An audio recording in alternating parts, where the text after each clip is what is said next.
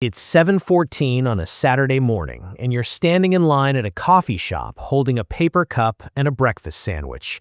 The guy in front of you is wearing a watch that costs more than your first car. Behind you, two people are talking about someone from college who just bought a house. You recognize the name. He posts about it constantly. New kitchen, new SUV, vacation photos. Everyone in the group chat calls him successful. Nobody is talking about you. Your card taps, $11.84. The cashier hands you the receipt without looking up. You take your coffee and walk outside. Your car is a 2016 Honda Civic. The paint on the passenger door is faded. There's a small dent near the rear wheel that you've never bothered fixing. You get inside. Your phone is sitting in the cup holder. You open your brokerage account, $1,047,000. You stare at it for maybe 3 seconds, then you close the app. Nobody in that coffee shop knows. The guy with the expensive watch doesn't know. The people talking about the new house don't know. Your coworkers don't know. Your friends don't know. And the strange part is, you don't really want them to. Because becoming the richest person in your circle didn't make you want attention. It made you want less of it. 7 years earlier, you would have thought that sentence was impossible. You were 26, your salary was $47,000, your checking account had $1,380. Your student loan payment came out on the 10th, rent came out on the 1st, the car insurance came out somewhere in between, and every month you were doing the same quiet calculation. How much can I spend before the next paycheck? You weren't irresponsible, you weren't buying designer clothes, you weren't taking luxury vacations, you were just living close enough to the edge that one unexpected expense could move an entire month around.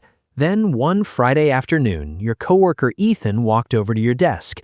He had just bought a new SUV. He showed you pictures, black paint, large wheels, leather interior. He was excited. You congratulated him. The payment was $731 a month. You remembered that number because you immediately multiplied it by 12, $8,772 a year. You didn't say anything. You just went back to work. That evening, you sat in your apartment and looked at your own finances. Then you did something you had never done seriously before. You calculated your net worth, not your salary, not your checking account, everything. Savings, debt, retirement, investments. The number was negative, not dramatically negative, just negative enough to make you uncomfortable. And for some reason, that bothered you more than the SUV ever did. Because Ethan looked wealthier than you, but on paper, you had no idea what his financial life actually looked like. And that was the first time you realized something. You had been comparing your life to things you could see. Cars, apartments, watches, restaurants, vacations, clothes. You were comparing your invisible financial reality to everyone else's visible spending. So you stopped. Not perfectly, not immediately, but you started paying attention to a different number, net worth. Every month you tracked it. At first, there wasn't much to celebrate. $2,100, then $4,700, then $7,900. You opened an investment account and automated a small transfer every payday, $150. It felt almost stupid. You could barely notice it, but that was exactly why you chose it. You didn't want a strategy that required motivation. You wanted something that happened whether you felt like doing it or not. Every 2 weeks, the money left your checking account. You didn't see it. You adjusted your lifestyle around what remained, and slowly the number began moving. Your friends didn't notice. Why would they? Nothing about you looked different. You still drove the same car. You still lived in the same apartment. You still brought lunch to work. You still thought twice before spending $40 on dinner. Meanwhile, Ethan bought another set of wheels for his SUV.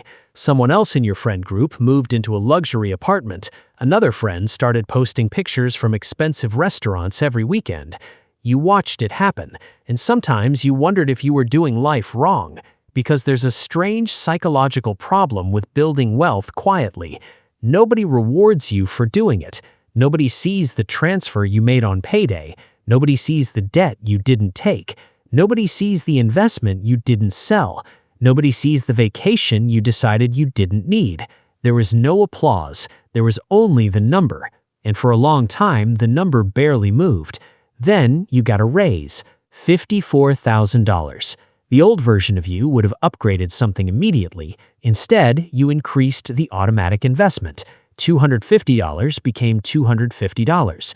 Your lifestyle barely changed. Your coworkers didn't notice. Your friends definitely didn't notice. But your future did.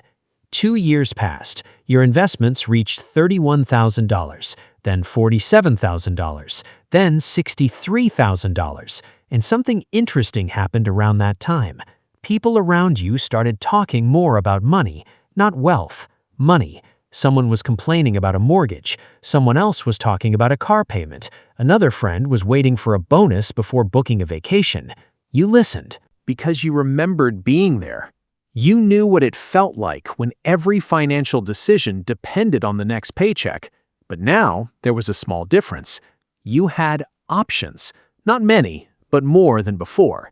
Then the market dropped hard. You opened your account one morning and saw thousands of dollars disappear. For a few minutes, you felt sick. You had spent years building that money. Now the number was falling in front of you. You wanted to do something, sell, move it, protect it, anything. But you didn't. You closed the app, went to work, and kept investing. That was the first time you understood that building wealth and protecting your emotions are sometimes the same job. Because the market doesn't care how proud you were yesterday. It doesn't care how hard you worked for the money. And it doesn't care whether you need the number to go up. It moves anyway. You learn to let it. Then came another raise, $63,000, then $70,000, then $76,000. Your friends noticed the salary increases. They congratulated you. Someone joked that you could finally afford a nice car. You laughed. You could. That's what made it different. You weren't avoiding the car because you couldn't afford it. You were avoiding it because you knew what the money could become instead. You started running a different calculation. Not, can I afford this? But, what happens if I don't buy it? A $600 monthly payment didn't look like $600 anymore. It looked like years of compounding. A bigger apartment didn't just mean higher rent, it meant a larger number leaving your account every month. A luxury vacation wasn't just the price on the booking screen, it was money that could have remained invested.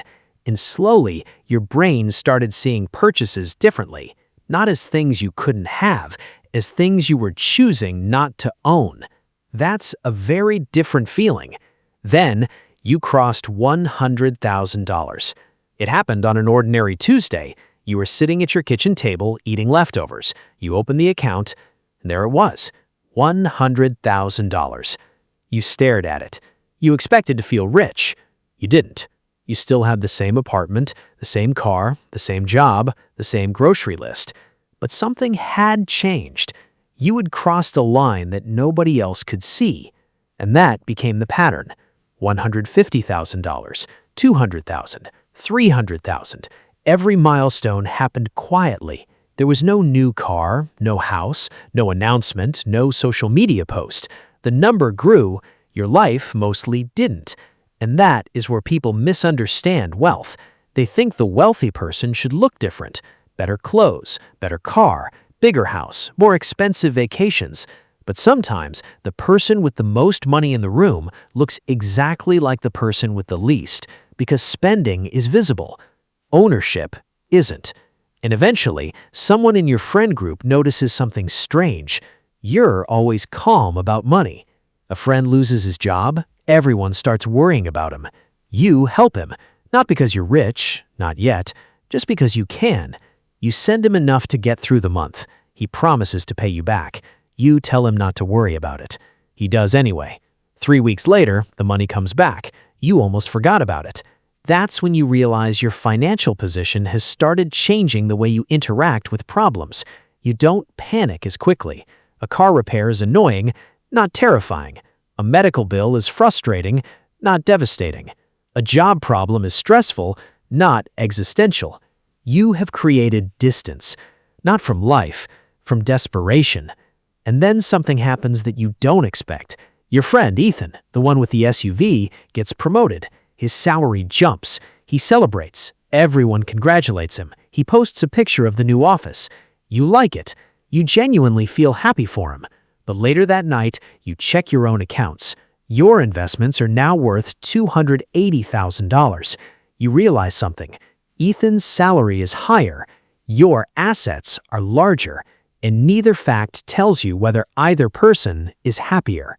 So you stop comparing. That may be the biggest change of all. You stop needing to know who's ahead because you're no longer running the same race. Years continue. Your salary reaches $91,000. Your investments reach $400,000, then $500,000, then $650,000. Your friends keep upgrading. Some buy houses, some buy expensive cars, some start businesses, some travel constantly, some genuinely become wealthy too. You don't resent any of it. You've learned that looking rich isn't automatically foolish. Sometimes people simply value different things. Your choice is different. You want the money behind the lifestyle. You want the ability to leave. You want the ability to wait. You want the ability to say no. And then, one afternoon, your manager calls you into his office. There's a promotion, more money, more responsibility, more travel, more visibility. Everyone assumes you'll take it. You ask for a few days to think. 5 years earlier, you wouldn't need 5 minutes. Now, you calculate something else. What will this promotion cost? More evenings, more weekends, more stress, more time away from people you care about.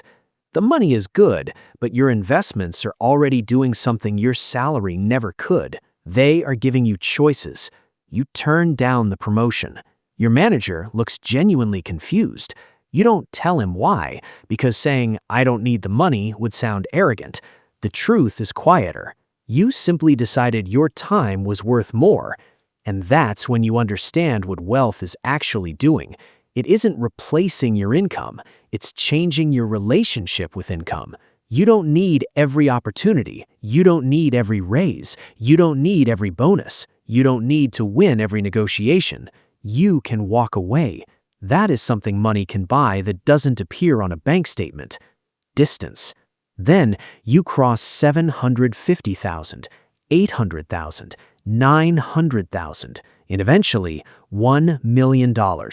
You are sitting alone when you see it. No celebration, no champagne, no one around, just a number on a screen.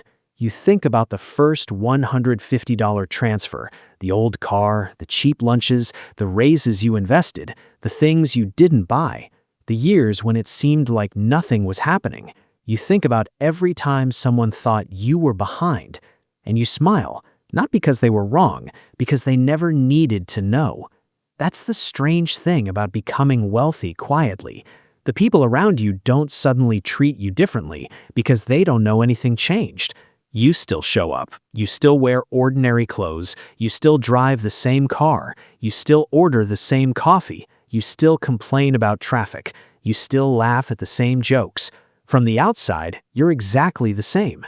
But underneath all of it, the math is completely different. Then, one evening, you're at dinner with your closest friends. Someone starts talking about retirement. Someone says they'll probably have to work until 70. Someone else jokes that they'll never be able to stop working.